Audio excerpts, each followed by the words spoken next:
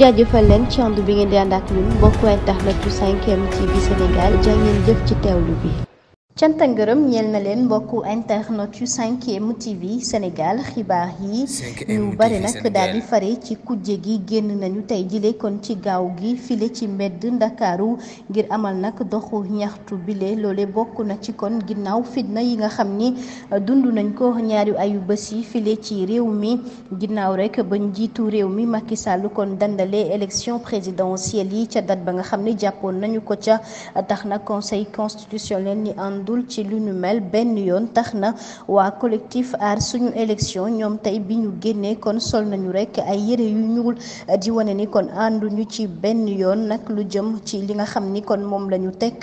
dogal boobee kon ñu ni rek conseil constitutionnel itam àndu ci benn yoon ginnaaw la mu fësal tax na sax kon ñoom ñuy xam le ni romb nañu rek amal seen doxu ñaxtu nag daal di romb gendarme yi ndax gis nañu kon yoon bi yëpp rek la ñu daal di baare ñu jàpp ni kon coup d'état constitutionnel bi du fi am benn yoon te loolee duñ ko nangu ginnaaw élection yi nga xam ni kon dàqandi nañ ko ba fukki fan ak juróom ci weeru décembre ñu ngi sàkku kon ca na mu gën a gaawee njiitu réew mi wax ci tolluwaayu réew mi ginnaaw rek bu fekkee itam bëgg na jàmm ak salaam waaye itam may leen rek manifestation yi ñu koy amal saa su nekk ginnaaw ñoom kon ñu ni ànduñu ci benn yoon leneen itam bokk na ci wàllu taxawaay bi moom Malick Gakou bokkoon na ci ñi nga xam ne ñu doon amal doxu ñaxtu bile moom candidat la ci élection présidentielle yi lee mu ni kon njiitu réew mi na fexe rek ba amal élection présidentielle yi ca nu mu gën a gaawee waaye itam daal di joxe leng yi laata rek moom nag mandaawam daal di jeex mu ni loolee lañ koy sant waaye itam rek mu jokku ci dogal bi nga xam ni conseil constitutionnel itam teg na ko ndax loolee la ñu soxla te loolee la ñu bëgg kon fi mu nekk nii ci Sénégal ñu daal di ñuy bàyyi kon ba ñu am li ñu bëgg mu ni kon ñëpp taxaw nañu rek di wax ni kon moom dictateur la kon nag loolee dafiy jóge te loolee itam duñ ko nangu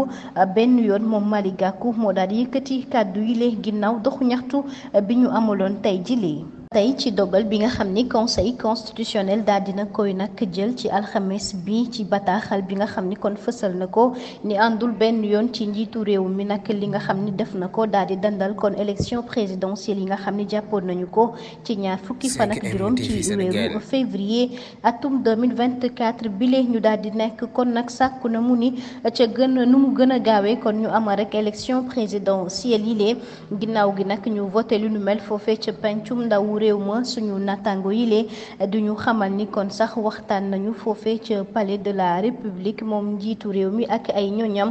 ginnaaw gi rek ñu xamle ni kon bile dogal ñoom ànd nañu ci te itam rek danañu def li nga xam ni loolu la yoon bëgg laata rek kon ñaari fan ci weeru avril bile jëm rek ci jeexitalu mandaawam suñu natango bi ba tey di ñu xamal ni kon ñi fare ci nag njiitu réew mi itam rek ànd nañu ci ginnaaw rek li ñuy sàkku mooy ci na mu gën a gaawee kon ñu daal di jàpp dat rek ngir amal élection présidentielle yi file ci nag réew mi di Sénégal